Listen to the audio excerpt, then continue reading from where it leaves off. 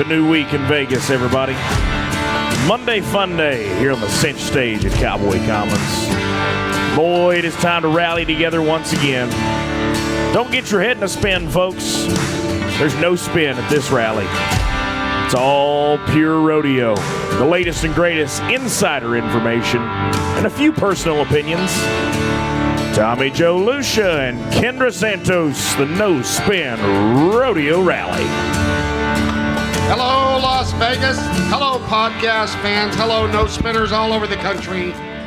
Tommy Joe Lucia here. Greg Teagarden to my right. The illustrious lady in stilettos, because she uses them to gouge your eyes out. My co-host, Kendra Santos. Hello, Cletus. One of my favorite people in the world, Cletus, here joining us, a No Spinner. And the handsome guest that we have.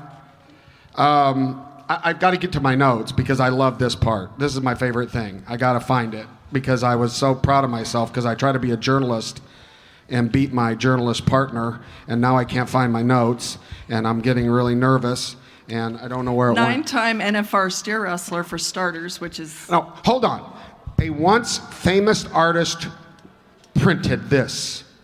Casey Jones, world-class cowboy and industry titan. The subline was, the odds of Casey Jones becoming a world-class cowboy in an industry titan is somewhere between slim and none. That's what you wrote about the small cowboy bulldogger right there. What say you? Is he a titan or is he a nobody? Okay. Casey Jones is one of the smartest cowboys ever. I grew up with a mother who said, use your head for more than a hat rack. And if you're going to be a cowboy, you better be a smart one. This is a smart one. And I'm just saying, little Casey Jones, when I first knew him, I lived in Colorado. My first time out of college working for the PRCA when I lived in Colorado. Little Casey Jones from Los Animas, Colorado, was a pretty slight built Tucker Allen-like almost, right? Yeah, the first year I made the finals, I weighed 185. Same. Yep. Tucker weighs 183 pounds. So, you know, and so he's this really sweet kid from this farm country. And now... He truly is from a middle-class family, right? Oh, yeah, my mom and dad, they were both school teachers. And then we had a little farm there, and we raised alfalfa, and we had some cows there. But no, Dad worked really hard, and Mom, she was, taking care of the kids. Did the president, the loser of the election, live right next door in another middle-class home? Yeah. Okay, keep going. No politics, no BS is what we're supposed to stick to. Okay, I'm just saying. So anyway. Anyway, here's what you and I seem to agree to disagree a lot, but we both agree. Casey Jones is a very smart cowboy. I just fail more than others. No, well, here's the deal, all of you people. Here's what, we try to help you into our family here in rodeo. And here's the deal about Casey. The point is, the odds are against him. And let me tell you the second part, the business odds being against him. He was the cowboy that was a marketer and a high-tech visionary. Now, think about that in a room full of bulldoggers. Okay, you're sitting there having your beer. Hey guys, I was just wondering, maybe someday there something could be created like a meme or something like that. It's like a picture of all of us that goes viral everywhere. Can you imagine what those guys, and this, no, for real though, this is the difference, the industry difference maker as it relates to understanding how to brand and market, and I'm going to take all this back because I don't want Casey to start thinking he's brilliant. Marketing, smart, but IP, the dude is a former NFR player and drives a Cybertruck. And by the way, he calls me. This was, I don't even know, a year and a half ago or something. Hey, TJ, what are you doing? Cowboy. He always starts with cowboy. Everybody's a cowboy. He said, hey, I'm ordering my Cybertruck. You need to order one right now. I'm like, what are you talking about? Elon Musk, he's going to put a Cybertruck out, and we got to get on the waiting list. We got to get a Cybertruck. You got to buy one. I said, how much on there? Oh, they're only like 120, 130,000, but I mean, they're going to be worth a fortune. Yeah, just write me a check. I'll get you on the list. But that's how Casey Jones thinks, right? I mean, a cowboy that's driving a Cybertruck, which, by the way, could be given away here, right? Yeah, this year we offered a Cybertruck or a brand new Ram 3500. A slightly used Cybertruck. Yeah, and that's why we cut it. I wanted to make it clear it's KC's Cybertruck because Are they buying you another one? No, yeah, I mean, like we're just gonna the champion's choice, so they either can get the truck and trailer or they have a choice at the Cybertruck. Oh, so the Cybertruck is in Pro Fantasy's name, not yours. Yes. Okay. Yep. So you're not giving away your truck. What are you going to drive when they pick it? Because if I win, I'm getting your truck. I might have to buy it back. You can't afford it. I'd love to know what the difference is on insurance between the Ram 3500 and the Cybertruck. Cybertruck's cheaper. Really? Yeah, they've proven it's safer to drive, so yeah, it's cheaper than. Well, it's because it looks like a rolling turtle. I'm a nerd though, you know. So it was 5 years ago. You had to put the order in, you know, and I'm an Elon Musk fanatic. So am I. I'm a fanboy, you know, and put the order in 5 years ago, and it seems like it just keeps getting delayed more and more and more and more. Finally get it in April, and you know, like before Elon Musk was cool in our industry, you know, since he's really influential and kind of helping out, I thought was going to get a lot of shade. You know, they're going to throw a lot of shade, and so I never post on Facebook or Instagram or anything, and so all my buddies start figuring out that, you know, that I got the truck, you know, and they're like, oh, you're going to give that away? I'm like, no, it's my truck. No, I've been waiting 5 years for this truck. There's no way I'm giving it away. And then Stu Pearson, you know Stu? I know Stu. He's like, you got to give that away. I'm going to buy 10 teams. I'm like, you never even bought a team before, Stu. What are you talking about? So kind of developed 2 marketing plans. Because one of the things I'm really passionate about, and we really see the results in fantasy and some of our games, you know, our sweepstake games, is that we create rodeo fans. Because we get the phone calls. They'll call and say, what's saddle bronc riding, you know? And so we kind of educate them.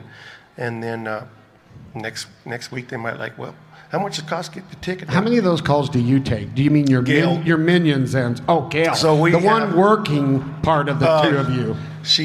She loves the game, you know, because she loves to talk to our players, and so we have a call tree, and it goes to Gail first, and then we have 3 different. Where are you at on the call tree? I'm like 6th. I'm the last resort. But then when it reaches me, I'll say, Pro Fantasy Rodeo, how can I help you? I'll call back when I want to talk to Gail. And they'll just hang up. Because, you know, instead of Gail just answering the phone like, yeah, can I put your team in? How's Mom and them? You remember that bay horse we talked about last year with that, you know, that bad foot on the left? How's he doing, you know? And so she'll be on the, you know, phone with them for 30 minutes, you know. But, yeah, she loves it. To put a button on the Cybertruck is like Rocker Steiner. You either love it or you hate it, right? I mean, people walk, they're like, that's the ugliest thing, or I love it, right? Yep. Now, I'm going to transition over to you to talk a little background, because, I mean, his mom and dad and where he came from and stuff is kind of cool. Like, well, you should transition to him. I mean, so tell us. Yeah, I grew up on a little farm there in southeast Colorado, big city of L.A., Los Animas. You know, just didn't ever. My dad rodeoed and rode bulls, but he never did go, you know, PRCA. But they gave me everything they could. But, you know, we built our own horse trailer to go to high school rodeos. Dad was pretty handy; he could build anything. And we had no camper, and we had an old Ford truck. And I remember we was going, you know, in Colorado when you're high school rodeoing, there's the East Plains and the West Plains, and so you have to go over the hill, you know, to some of the high school rodeos. Well, our old truck wouldn't make it. So him and his buddy, they got in the shop and they put a 429 Cobra Jet in there, and with a really big cam, and then he'd go to the airport right there, that little air landing strip there in Los Animas, and the back tank would be he put airplane fuel in it, and the front tank would, you know, just have regular gas, and we'd take up off that hill, you know, and of course back in the day they had those GMC crew cab, you know, 4-door dualies that in Chevys that all the cool kids had, and we had this old jalopy with a camper and a homemade horse trailer, And Dad'd get a kick of it, and he'd wait for those brand new 454s to go up the hill, and he'd just take off and hit that back tank on the truck and just blow by him. But then before we got to the top, you know, the head gasket, you know, would be overheating, and we'd have the hood up, and it'd be smoking, and there goes a 454 right by us. But it was a lot of fun back then, you know, because you just, you know, you make it work, you know. And then I went on to college, full you know, scholarship up there at UW. Went to Sterling first. UW. Went to UW, and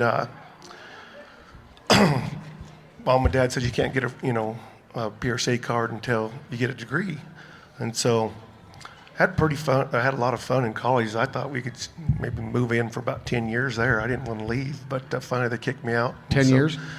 I was wanting to stay 10 years, but I thought it was a pretty good gig. Do they do that on scholarships? Is it you can stay here till you get done program? They kicked me out, and I had to, you know, hurry up, get my grades done. But no, we went up to UW, you know, and moved in with the stud bulldoggers, Paul Mather and Jock Campbell. And I'm just, you know, little farm kid up there, and but they're the guys, you know. And so every day we'd go out to OK Corral, Pete Burns's, you know, indoor arena, and we'd, you know, rope calves in the morning, and we'd, you know, team rope, and then we'd bulldog, and then that time, you know, the OK Corral's kind of falling down, so Pete would let me keep my horses free there if I fixed it up. And then about, you know, probably about 5 o'clock, we'd head in the Cowboy Bar. They had dollar Keystones and dollar fried mushrooms. And man, this is a pretty good gig. I started doing that, and I was in engineering. I got associates at architectural engineering at Sterling, and then was going to get an architectural engineering degree at UW. I didn't know that was one of the biggest engineering, you know, one of the best engineering colleges. So after about a month of Cowboy Bar, mushrooms, and Keystone Lights, I'm like, I better go check out this college deal. I had to keep a 2.0, and I started like at -4 when I showed up. Figured out there was 2 hours of homework in every class, and I had to get tutors. And boy, as soon as I got that into that semester in state, you know, because they were talking thermodynamics and statics, and they were, you know, thinking about stuff like this farm kid didn't comprehend. So as soon as I got out of that semester, I went and changed my major to business marketing, and it's been better than that. Yeah.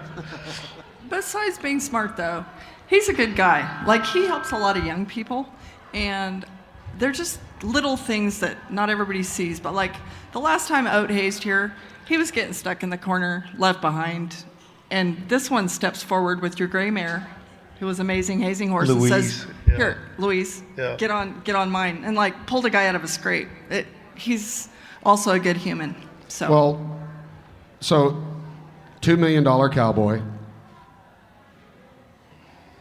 How much of that $2 million was really left at the end of the game? Yeah. I mean, talk about the house that 150 built. That's a cool term. Yeah. Tell us about that. So, you know, Gail and I, we'd moved when we got married, you know, there in California. I met her at Red Bluff. I met her at. Were you sober when you met her?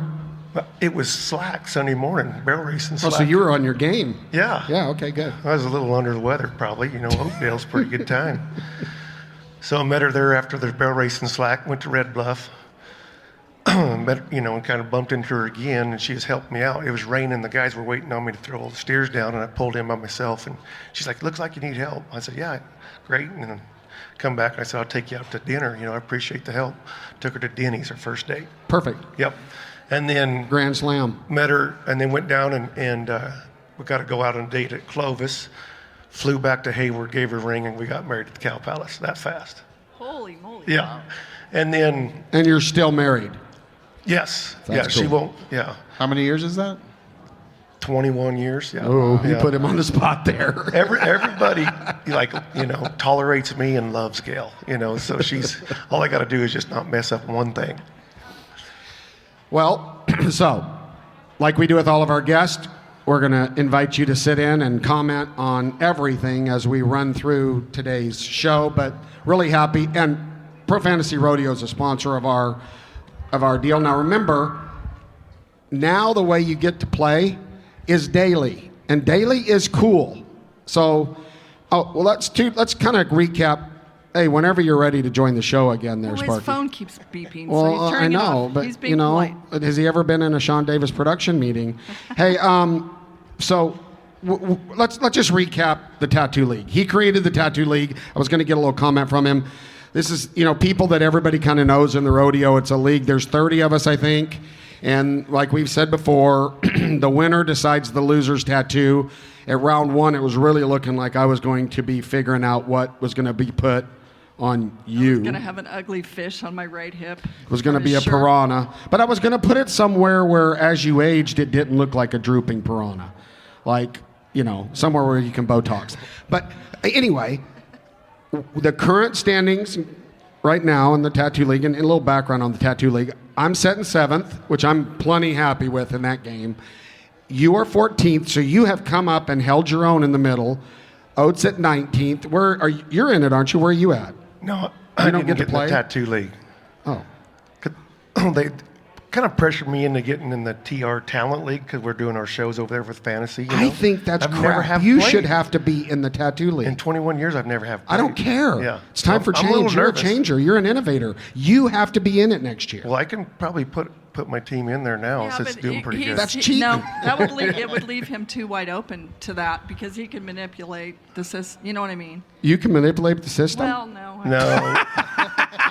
They take the keys away. My developer. The guy who owns the whole thing doesn't. It's kind of bad form, isn't it? Really? Yeah. So legally, any Yeah. any of our employees can't play, and then it looked funny if I won it, right? So I never have, but our developers know that I break stuff, bulldogger, like in China cabinet bull running through there. They just take the keys away from me, so I can't touch it, because I don't want it to go down on my watch. Now, is there some momentum in the daily game? Because I think people think if you don't get in that first 10, then you're out. But that's not. You guys have created this daily game and pick 'em. So, we got a couple minutes here before we move on, but people are playing that. That's fun. You get to restart, and Greg told me you get 100,000 more bucks to play with. Yep. So you can stack your team a little bit better. Yeah, and the reason we're doing the daily game, is because you have to have it before the first bucking horse at the NFR. And so this is every day for $10.95 if you bought a big game, $14.95 if you just want to get in. And we do $10,000 a day, and we're only getting about 4. It's kind of, we're creeping up there, getting 50 more entries a day. But I think yesterday we had 450 entries. So the odds are really good for 10,000. I think I need to.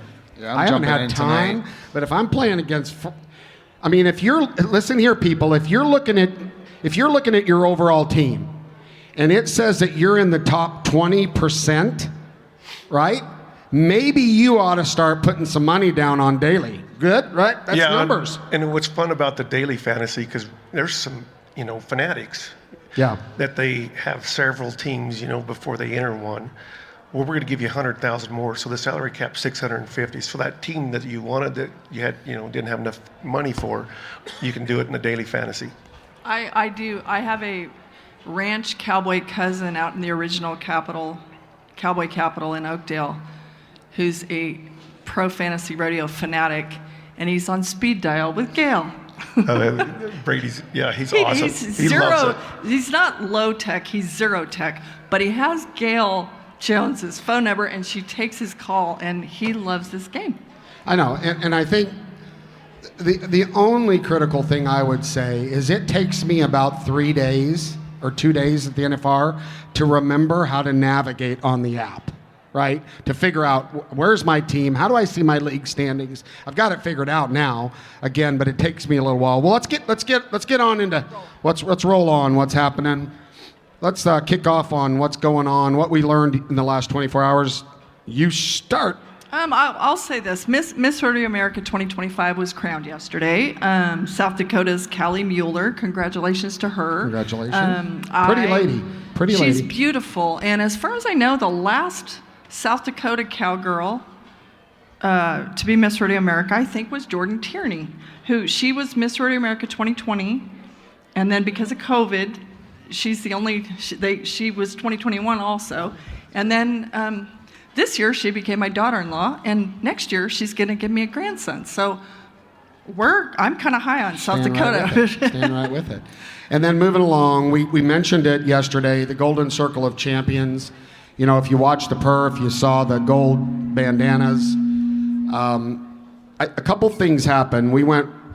Our team went over there right after to Tuscany where they had it, and the Days of 47 brought in Brielle Bird, little girl with neoblastoma, and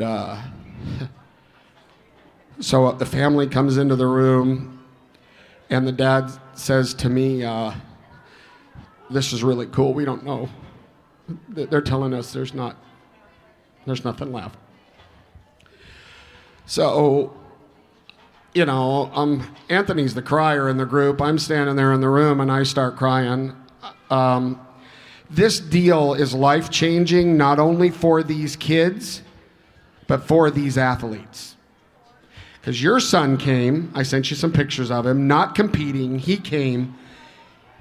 I'm telling you, it makes a difference in these cowboys and cowgirls' life because it puts the world in perspective when you spend a day with someone that's battling the biggest thing in their life. It's absolutely true. And, you know, Taylor out this year for 2 hip surgeries. He came, and he was paired with a little girl named Wendy yesterday. And at his NFRs, he says that day is his favorite. That's the coolest thing that happened. And he this year, used that Golden Circle Champions as his charity and raised a bunch of money. And by the way, you and I both in the tattoo league are Golden Circle Champions people. Anthony was Golden Circle when he got the tattoo, right? But Wendy yesterday that he was with lost her right eye to cancer, you know, and so many cool things. That's just a life-changing experience for everybody, and I do think it's cooler for the Cowboys than it even is for the kids. Wesley Thorpe, the defending world champion team ripper, just stood up and auctioned off his round 2 buckle from this year and raised $5,000 for Golden Circle. Cool. And Taylor said that they told them yesterday that I believe starting next year, last night was Memorial Night, but there were a lot of yellow scarves, and people like Elsie Frost and different people were texting me, what's with the yellow scarves? And Taylor said that they said yesterday that it's going to have its Golden Circle of Champions night, like there's a Toughen Up to Wear Pink night, a Memorial Night. Golden Circle of Champions will have its own night next Saturday year. night. Which is super cool. Yep, first Saturday. That's cool. Well, and fun fact, and I want to thank my No Spin Insiders. I've got my crew out there combing for information. I thought this was interesting. Fun fact, NFR barrel racer Nancy Hunter started Golden Night years ago, and then it's kind of gotten picked up from Golden Circle of Champions. Tina and their team from Santa Maria. Nancy's son survived pediatric cancer, and she herself was a nurse.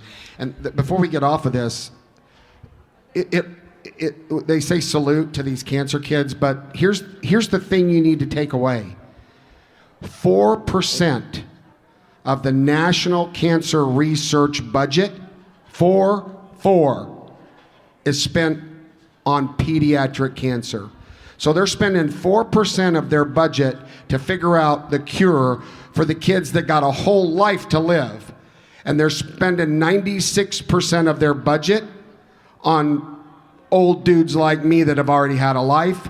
It's about awareness. Pediatric cancer needs money. They need cures. Do you know Brielle's dad, ours, told me that they're using chemotherapy that's 65 years old on her. That's what Tina and all of us want to do. It's awareness. Pediatric cancer needs to be number one thought about. These are babies. They deserve a chance to live. It's pretty cool, and I'm proud of Rodeo for stepping into this. And I will also say, you mentioned Nancy Hunter. Uh-huh. I'm pretty sure that she's the daughter of very world-famous rodeo clown Chuck Henson. Really? Do you remember that name? Oh, I know. I performed with Chuck Henson. I think Nancy Hunter I is watched his Henson daughter. drink a lot of Christensen Brothers in a clown room at Fort Worth. Okay, I think Nancy's his daughter. I think. All right, we'll keep moving. So I called everybody. Chase, my son, called me first. they shut down 3 floors of South Point, starting at 5 o'clock, or 4 floors. I don't know the specifics. Last night at 5 o'clock in the afternoon. And it was resolved at 10 p.m. Evidently, from what I can find out, there was a suicidal man there.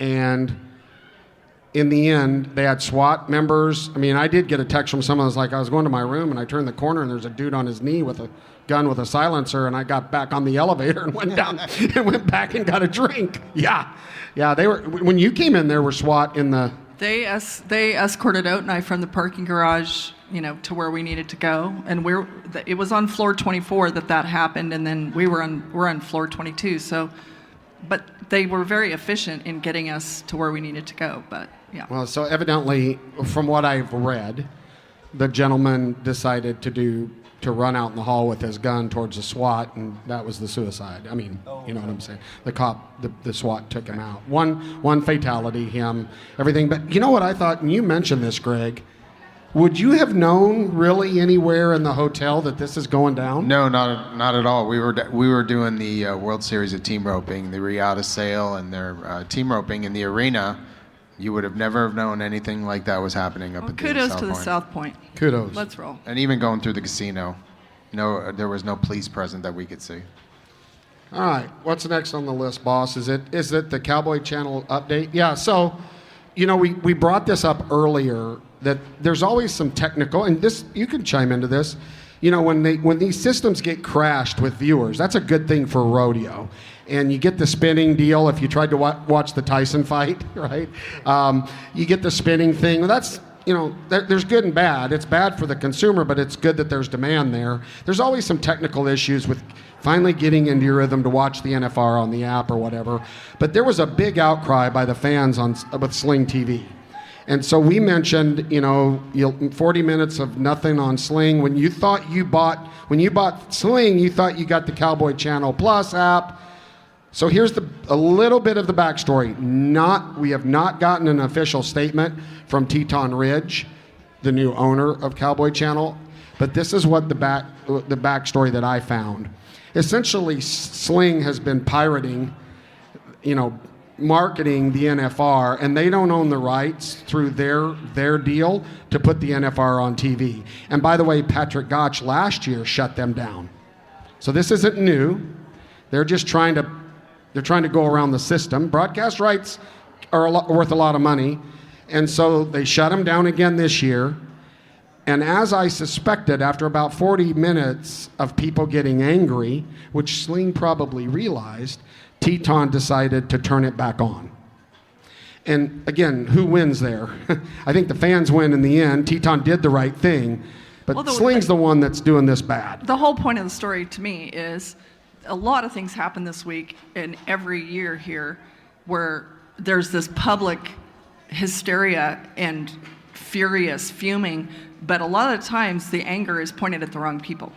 So right. Thank you for clarifying. Yeah, that's my point. Now, okay. Has there been I'm hearing that there's been still some audio technical problems between Janie and them during the live show. I didn't watch it last night, but did they lose Janie's audio during the live show? We don't know. Okay. All right. Anyway, onward. Yep. Onward. Fines. Now, I find this interesting. So it might have been your team that posted this. I saw it posted where they asked Cowboys. Let me ask you, did you ever get any fines? Yes. For what? For what? Oh, wearing a Rodeo Vegas jacket in the entry. His brand. Guerrilla marketing. It was worth it. Yeah, it was just a media buy at the end of the day, Yep. How much is a fine for that? I think it was like $1,200 or something back then. Really? Oh, yeah, they didn't like that.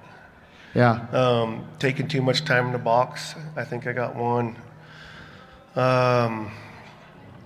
I can't remember, but like Bulldog, and they kind of really cracked down. If your horse is not, able to get out of there in 45 seconds, it's on. It costs you money. So it was out there. They asked Cowboys, who do you think's the most fined cowboy currently in the NFR? So let's go around the room. Who do you think is the most fined cowboy so far? Well, the easiest guess would be Rocker, I would think. Is that your guess? No. Well, what's your guess? I don't know anybody. I guess I'll go with rocker because I don't know anybody that I think could it's think of. kind of a Can you dumb, get fined it's for kind of riding a a dumb mule? question to me because nobody. Sorry, Well, it's rude. thank you. But I mean, There's the nobody's. stiletto to the throat. Nobody stands out to me like there's somebody that's so obvious that Exactly. it's like Rocker Rocker did. Really? Does he get fined when? Because last night there was a straight F-bomb in right into the camera. But okay, does he get fined for that? I don't know. See, and I think there's so. fines that we don't even know that they, like he was saying, too long in the box. I mean, Oh, I know all about we that can one. get a picture. They post it right there in the rodeo secretary Well, office. here's what I know about the fines. Amazingly low amount of fines. The largest fine this year was handed out to Legacy Pro Rodeo, Mr. Growney, who was with us yesterday, was it? Yeah. What did he do?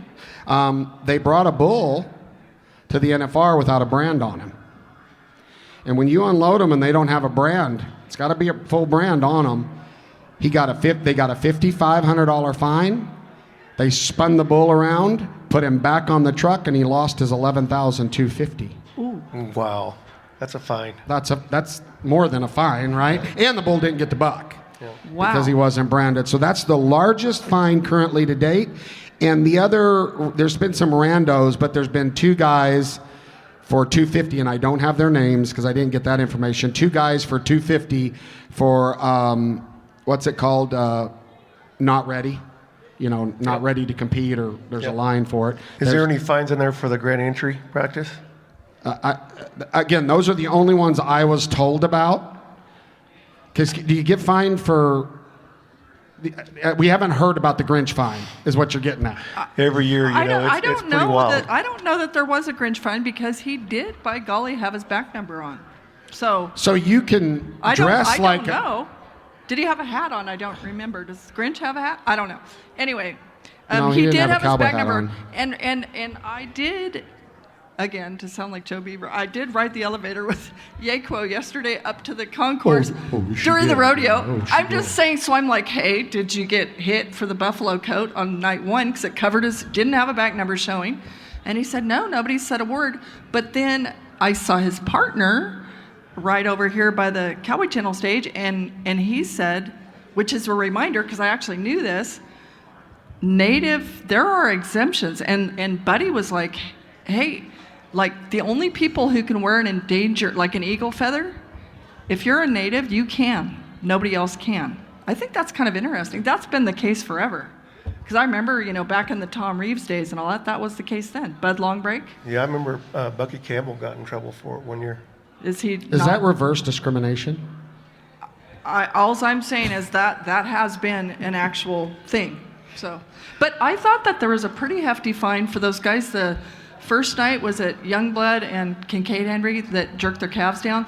They got the yellow flag, but just got fined, but not flagged out. Now, if they jerk another one down, they're flagged out. But I thought somebody said it's like $12.50 or something, but I'm not. I don't know for sure. Yeah, I'm not the fine. I'm just telling you some ones that I was told about that I know. It is posted up there. Maybe we'll get a picture sent to us.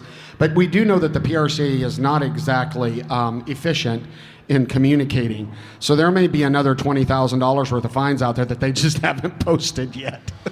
Well, that we're I talking hope about. that they will consider it a point of pride to not consider fines a revenue source. This is a membership don't- organization. I I don't know we think have they to have do. rules I here. don't think they do. I know. I think that. I think they have to. We talked about this. We talked about throwing stuff into the stands. From a marketing perspective, it sounds brilliant, but from a legal perspective, it's a different thing. From a rights perspective, it's a different thing. Let's save that for Cody Oll. He's going to be here Oh boy, Saturday. you and Cody on that side of the table, Greg. You better pep up your testosterone because it's going to be a wild one.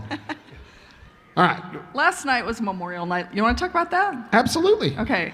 So, for one thing, that was cool. Is that song called "I Will Remember You"? I'm not sure the name of it, but it was beautifully, a beautiful rendering of it. And Haley Proctor was out there with her angel wings on her white horse. That's always, it's a lovely remembrance. And the basics of it is that we remember NFR cowboys, cowgirls, stock contractors, contract personnel who have passed since last year.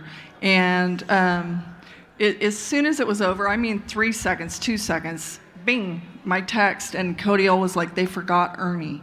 And so he's talking about Ernie Taylor, who died November 13th, 1973, world champion calf roper. And then somebody else said, well, they forgot Donnie Hutzel, from Washington, the stock contractor who died November 12th, one day apart from Ernie. But Sonny Deb Backstrom, the NFR secretary, said there's a deadline for making the video, and so Ernie and submitting it to Ernie them. and Donnie Hutzel will be honored next year. And then this morning, Mike Mathis's wife Shan was just like, she publicly, posted to me and said, I'm just absolutely heartbroken that they forgot Mike, who, rodeo announcer who dedicated his life. And he was an NFR alternate twice. He did announce the NFSR 3 times.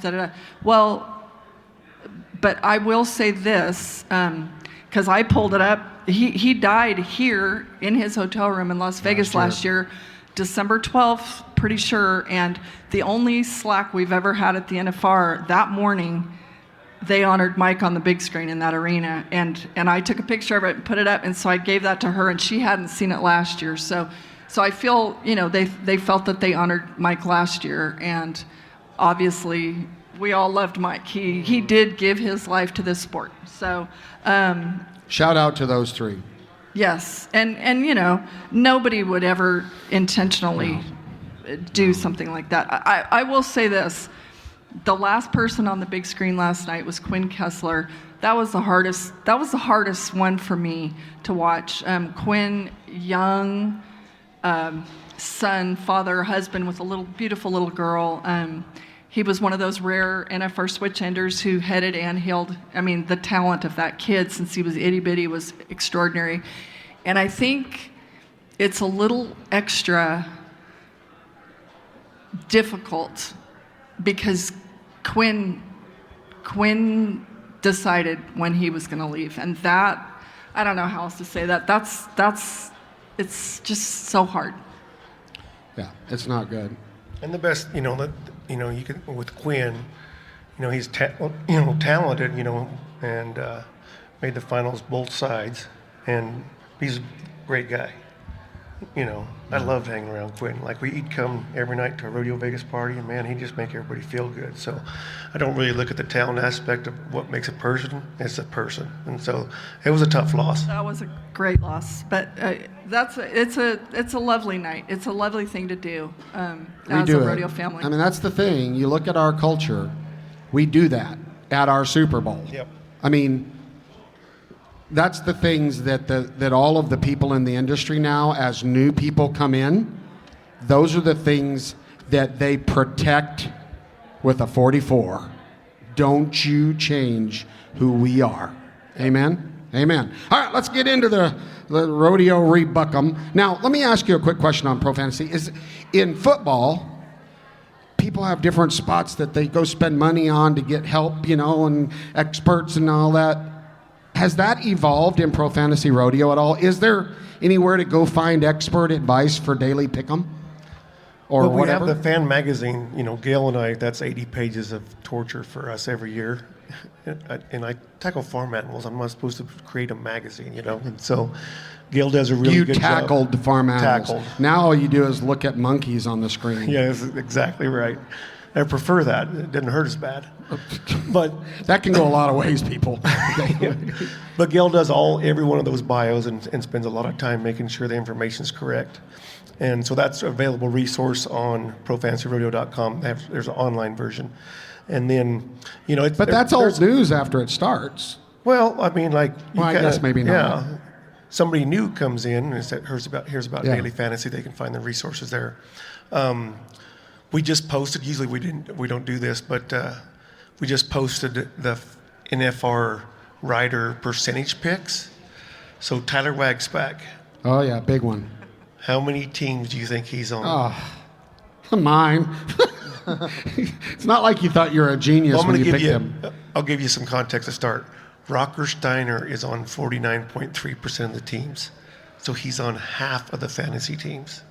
So what do you think WAG is? See, now those are good numbers you're giving us. I'm Now gonna say you're WAG's bringing on- something to the table here. Okay, WAG, let me just guess, 75%, 80? Because, Gil takes phone calls. And so all day long, all I hear is WAG SPAC is my bulldogger. WAG SPAC, WAG SPAC, WAG, WAG, WAG. So I'm like, I got to go look. I'm like, is he on every team? 15%. He's only on 15%. Dalton Massey's the highest pick steer wrestler, 24. I would have thought opposite. 24%. And I think it goes to Will, Dakota, WAG. That's and it blew interesting. me away. You know Me what? too. I wonder if people were worried about him because he was hurt this year or something. But I mean, to me, like But him he in this come- building. he but by nailed the him way, at the he hasn't end. won a dime yet.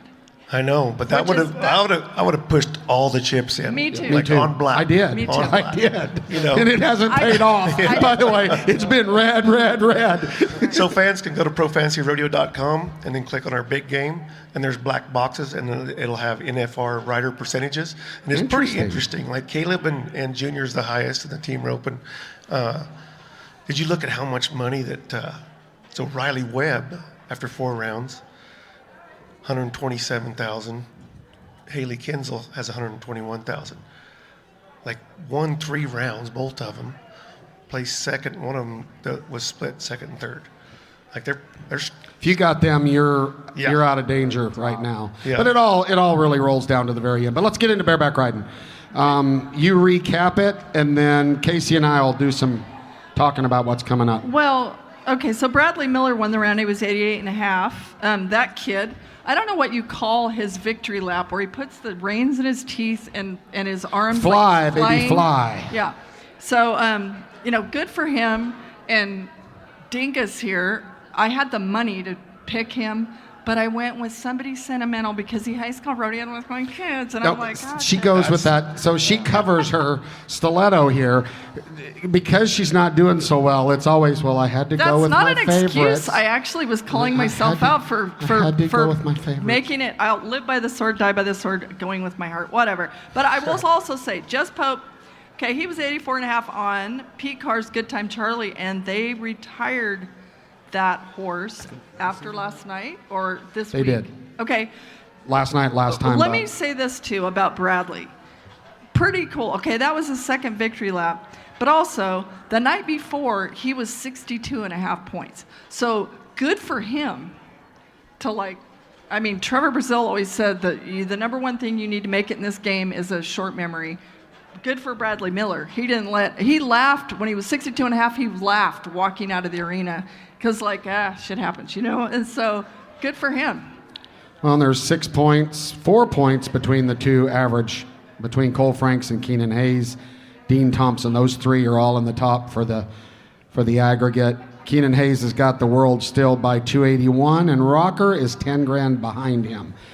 Well, again, you could read his lips easily last night, and that's the thing about that daily thing. Then you get to jump in on who's hot, who's not. You can read some body languages by now. It's, we're... Yeah, on the daily, what's beneficial with that? You could look at the stock draw. So last night, I've looked at the stock draw. Where do you find that at? We posted on Pro Fantasy, on Pro Fantasy Rodeo. I have been looking for that for 5 years now, Yeah. and it's on Pro Fantasy. And one of the things our developers, and it just happened, When does it get posted? How soon do you get it? we'll have the regular stock draw like 2 days, the rough stock. But then timed event, as soon as they draw out there, it's on our website. When do they draw? The night before? 2 hours before the perf. 2 hours per person. Okay, I'm sorry. Have you been on rodeo very long? But I don't pay attention to that end of the arena that much. That's her job. Sorry, no offense. I can't believe that. Are you feeling okay? They always draw the timed event of the cattle 2 hours before. Listen, there's things Who in is life. this guy? There's What things in happened? life in my He's brain changing. that don't take priority, and when they draw the cattle, hasn't been a priority for Tommy Joe. Okay, Obviously. back off. Let's Sparky. bulldog, fellas. So, okay. J.D. Struxness, 3-6, wins round 4. Here's the black horse of the year again, Crush, Ty's horse. You should definitely step in. We're in your turf, the bulldogging. But that horse, That horse makes it so easy. I mean, you can trust his start every time. He doesn't ever take confidence away from you before you nod, and he just goes so fast through there. But he's long strided, so it's easy. Easy transition. To me, so special too to have 3 guys on your back and not come undone. And his attitude, like that's the cool thing. Another cool thing about Crush is like he just kind of hangs out, chill, and when you do that, it's done. Like you don't have to worry about him. He is gone. How many runs are too many runs on a horse? It just depends, and it's a little tough in this arena because it's so short. The stopping's where they get sore. You know what I mean? Yeah. Because they can take off and it doesn't hurt them. But like when they're look up at the end of the arena and they're like, there's a yellow light fixing to smack them in the face. They can, have a little more stress on their joints. But the bulldogging horses are tough. That's one of the reasons. Like in bulldogging, you either have one that really loves it or one that's just dumb. Well, they've won $155,000 on that horse, 8 out of 12 holes. That's crazy. Off of that horse, $155,000 in 4 nights, 3 guys. That's pretty cool. I really thought that those guys riding Crush this year is going to be really good because when Ty first brought him out here, that's one of the reasons Ty didn't ride him a lot. He didn't have as much confidence because Crush would run a little tight. And now, what do you mean by that? Close to the steer? Yeah, instead of to give him a little bit more room to get in there, some runs Crush would be really tight, so it's hard to get down. And it's really crucial on like tight because he's got a lot of length. Right. So when it's tighter, he's got to wait longer for his feet to come out. Is that why he missed that one steer? It's kind of, and that it was kind of a bad go. And it's, it's in the day we're tackling farm animals, so how big a game plan can he get, But I knew that horse was going to be really, successful this year, and it's paying off. It really, when you think about over the years, like, in recent times, like when Cadillac, Mark Wallace's, right? Yeah. What are you looking at? One Cheyenne on Caddy. Yeah. Oh, that's awesome. Yeah. But those horses, I mean, cannot be underestimated. Their hand in this. But the world standings are kind of interesting. Big Will has taken the lead, but J.D. Strux is second. Now Dalton Massey's third. Oh, and by the way, Will's horse, Swamper, they've won $90,000 on him here now. So don't kick that horse out of the game. Okay, and that's Winston McGraw's horse, right, from Colorado? Yep. Right. Yeah, they won a lot of money on that horse before the NFR. Dakota made the finals on him. Will made the finals on him. So those 2 horses right there are kind of standing out, and you can't farm without a tractor, know. And that you can. So, it just takes a long time to plant corn. That hoe, you wear your hoe out. Did you say wear your hole out? A lot of that happens in 10 days here. Keep going. He said hoe, which is have you seen the jackets Oat has been, he keeps showing up with like sequin jackets, and when you said wear your hoe out, I'm like, I feel like, he's like walking around like a pimp, and I'm like, wear your hoe out? Anyway, let's go. Sorry. Team roping. That was really bad taste. I apologize. I was raised with the he-wolves, and it sometimes shows. Sorry about that, Elsie. Anyway, 4 teams last night were 4-1. When Yako and Hawkins went first and were 4-1, it was like, okay, good run, and they haven't really got tapped off this week or whatever. But so I promise you, they're riding out, and I saw the little shot of them, riding out, and they were like, okay, well, hopefully we'll get a check. But then Clint Summers and Jake Long, Ego Squeeza and Lord, nice to see them, having some luck here. Cody Snow and Hunter Cook, 4 teams to be 4-1. That was a pretty and the victory lap looked like a grand entry, Boyd. Okay. Anyway, so only 4 teams have caught 4 steers. That's kind of interesting. Which 4? You know? For the love of God, of course I know. But Okay, then I'll spit it out, Captain Underpants. Okay, so Rogers and Eves are first. Luke and Travis Graves, TG, are second. Jake Smith and Douglas Rich are third. And Clay Smith, Jake's big brother, and Colby Payne are fourth. And, pretty cool here to see Colby Payne having some luck. I don't know how many people will remember that it was really hard for him last year, that it came down to number of rodeos. We covered that story, yep. Yeah, and I'm just saying he was in and then he was out. So he thought he was going to be here last year, and so good for him to be here this year. Have some success. And doing well. Prove you belong. That's Yeah. that's what the rest of the guys are looking at you. You can shut them up pretty fast, can't you, Casey, by just proving you belong? When you're a rookie and you come in, is that fair to say? I actually had a great year the first year I made it because I didn't have nothing to lose, So I had confidence to where You hadn't set any bar for a I small was guy like, that I'm broke, middle class. Broke when I got here. I'm going to see how much money I can get. I wasn't expected to win, so I was just trying to sneak around and grab as much as I can. Did you, Tucker, Justin Schaefer, and Cash Rob are the first time guys here, and for grand entry practice, they had the little hazing done to them where they duct taped, Jesse Brown and Dakota duct taped tall boy Modelo's to their hands, and they had to, 24 ounces, and they had were you hazed when you came the first time? They didn't do it back then. Really? Good for you. You'd have broke. I got lucky. You'd have quit, went home We better roll. to your middle class house. Okay, keep going. We're bronc riding. Okay, before we say that Ryder Wright, I'll just say it. Ryder Wright was 90.5 on Championship Pro Rodeo's Tickled Pink. That was awesome. It was a good The crowd bronc went ride. completely It was a good bronc crazy. ride. But I will say, Colby Wanchuk, he got a re-ride. When that white horse went down in the chute and jammed him against there, I just held my breath, and all I could think of was Dwayne Danes, who is running around here in a wheelchair, because inside of that chute is really dangerous, and there's no give to that metal. So that I'm very grateful that he's okay. Go Zeke. Come on, average. That's going to help me. We're almost out of time. So, what can we say about Riley freaking Webb and this horse Rudy? Go Riley. Go Riley. 3 out of 4 ain't bad. And then second in the other round? I mean, he's in some kind of And Tough Cody Cooper's playing. He's playing this year. You know what I'm saying? This he's is right his there. 16th one. He's kind of a player. We've seen the waters kind of move around with him. In fairness, keep going. Okay, we got to talk about Cassie Mowry. So Cassie, especially that she and the horse of the year. Okay, what is the force? Okay, her horse Jarvis. They had the fast time of the rodeo here last year. I think it was in round 8, and then they won round 9 right after that too.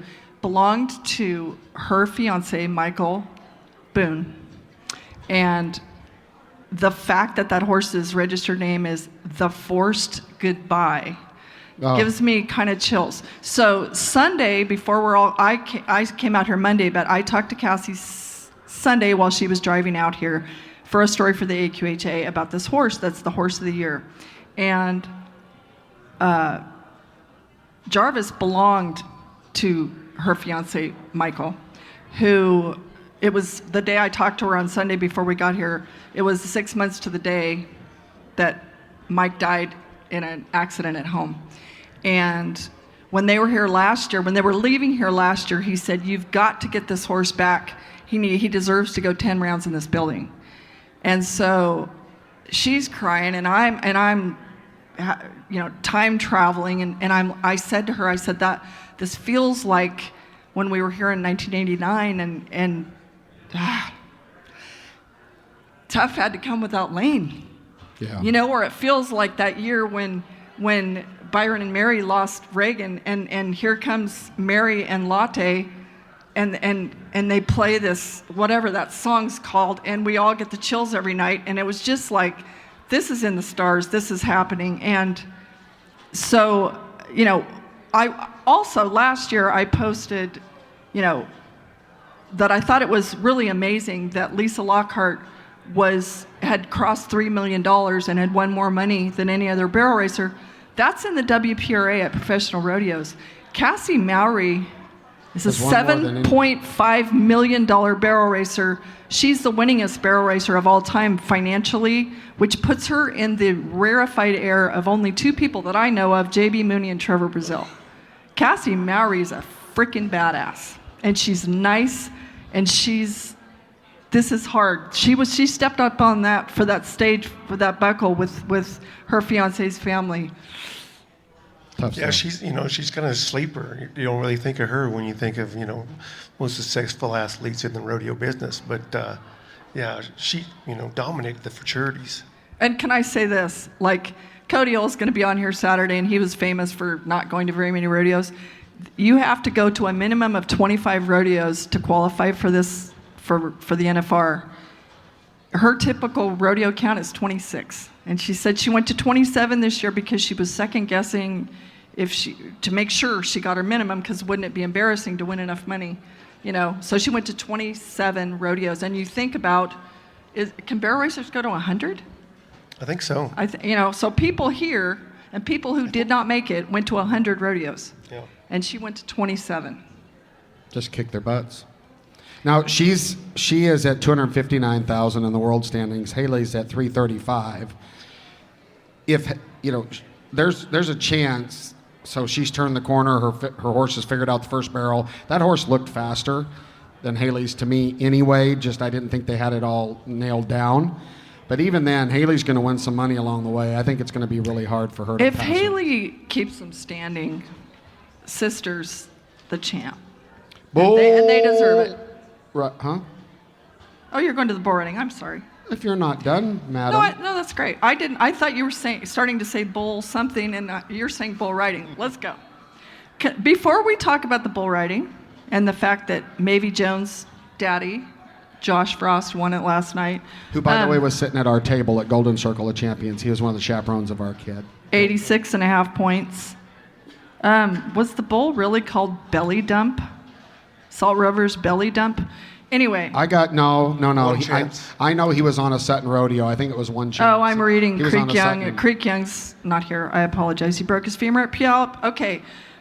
Besides that, because I know we're running out of time, a stock contractor this morning in an elevator said that Bull of the Year, we all were kind of anticipating Bull of the Year, Big Bank, Universal Pro Rodeo's Bull of the Year was in the stock sale to be sold. And a very old friend who's a stock contractor and a bull man specifically said they no-sailed Big Bank because they had run him up to 205 and they wanted 250,000, so they no-sailed him. So Universal Pro Rodeo still owns him today. Well, and so we got a few minutes. We got 2 or 3 minutes. But to me, this is the story of everything. So this guy started an after party, like not just an after event, an after party. That is the contestants, probably, I would say, choice. The players play at this party. Gives them beautiful leather jackets. Guess who he has playing at this guy right here at his after party?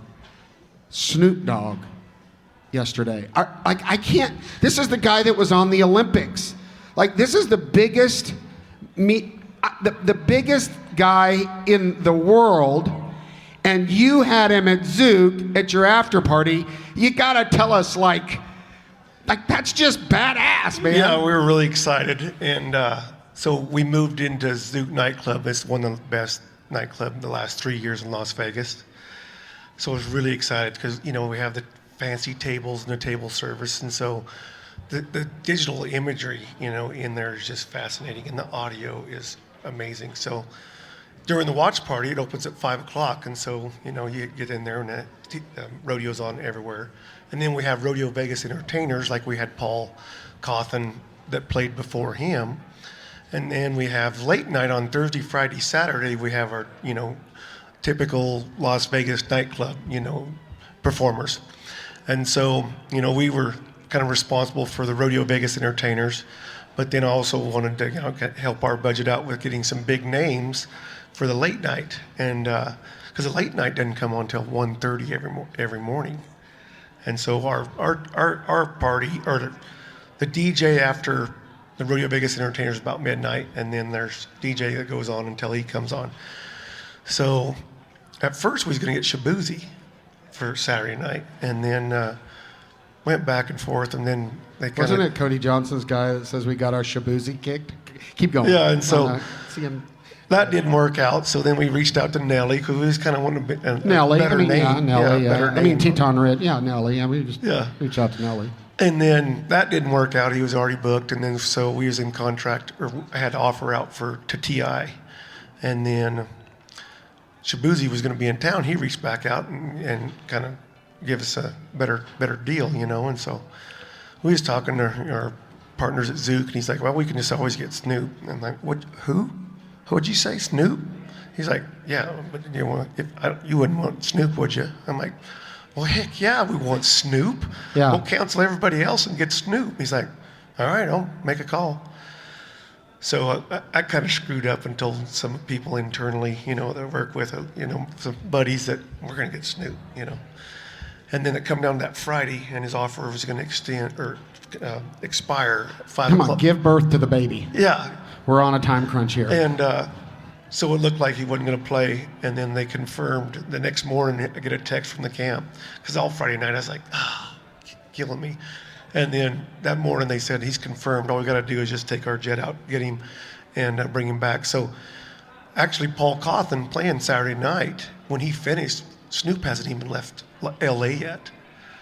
So the jet got him. He was in the air with DJ. When he landed, we did a little quick deal, and he got on there. And Is he as cool as he looks? The nicest guy. So I had an extra large and a 2XL made specially for him because he's tall, like he's 6'4", 6'5". An 2XL for Snoop? He don't look like he needs a...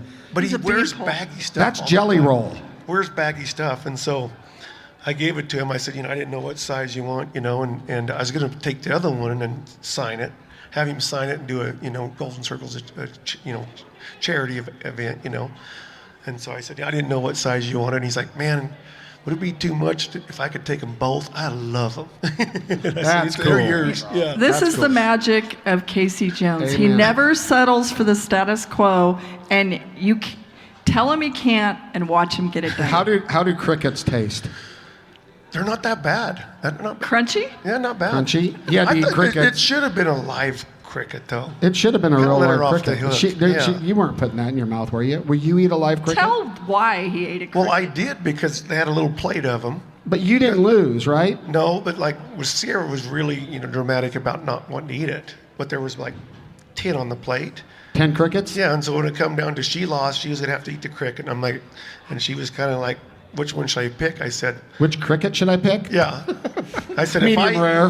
Medium rare cricket. If I eat one, you got to eat the whole plate. Well, I just reached over there and put one in my mouth so before she could say no. And then It's because she lost in fantasy, right? Yeah. It was a bad bet payoff type Yeah. thing. She lost Kendra, so it was crickets. Eat a What is it? cricket. What is it today if you lose? oh, I don't know. The day before that, JB had to dress up as Willy Wonka. Oh, I saw him. Have you seen those images? Yeah, I saw those. They're still burned in my brain. Well, Terrible. thank you guys. Thank you, Mr. Jones, for joining us. The greatest lady ever, Kendra Santos, Greg Teagarden. This was episode 40. Thanks for watching us on Ride Pass, Cowboy Channel Plus app, or listening to us on your favorite podcast platform. Until tomorrow, eat a cricket. Catch you later.